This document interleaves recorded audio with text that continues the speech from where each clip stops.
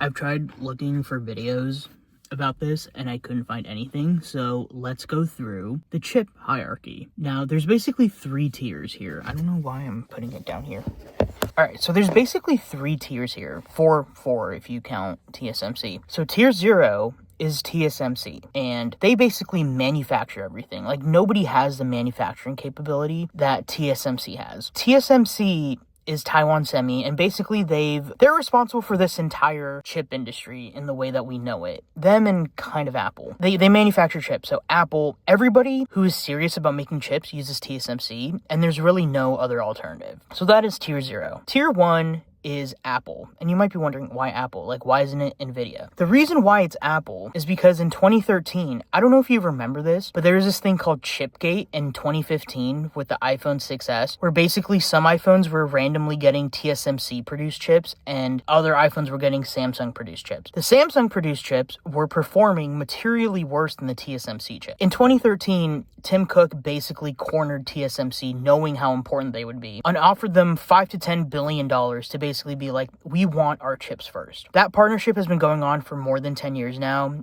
And I want to say, obviously this isn't confirmed, but I want to say every 5 to 10 years, Apple probably pays TSMC between $30 and $50 billion to basically be the first in the chip market. And with that, obviously Apple gets the best deal. They only pay for chips that aren't defective, and they get first dibs no matter what. So in 2020, 2021, when chips were in short supply, if Apple wasn't getting chips, nobody was getting chips, because Apple gets chips first in that supply chain, and that is because of Tim Cook. All right, the next tier I want to say is NVIDIA. Obviously, because NVIDIA has become this huge behemoth of a company, by default, they've kind of partnered with TSMC, and they're kind of like second in place. So first goes Apple, and then NVIDIA. Now you might be wondering, like, oh, why is Apple like not as pervasive as NVIDIA, blah, blah. Well, it's because Apple only makes chips for their devices. Now, granted, it's like literally 300 million devices a year, so it's a lot of chips, but NVIDIA obviously, creates chips and GPUs for other companies, so that's why they're more pervasive than Apple, whereas Apple is basically just making,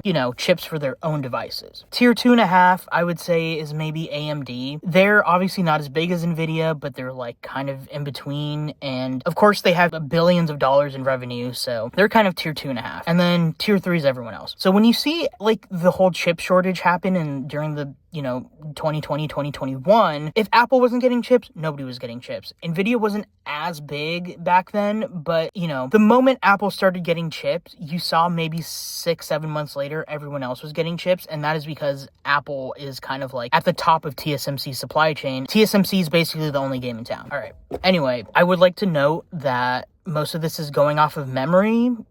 So take this for entertainment purposes only. All right. If you like this video, go ahead and like, subscribe. If you didn't, go ahead and like, subscribe. All right. See you guys later.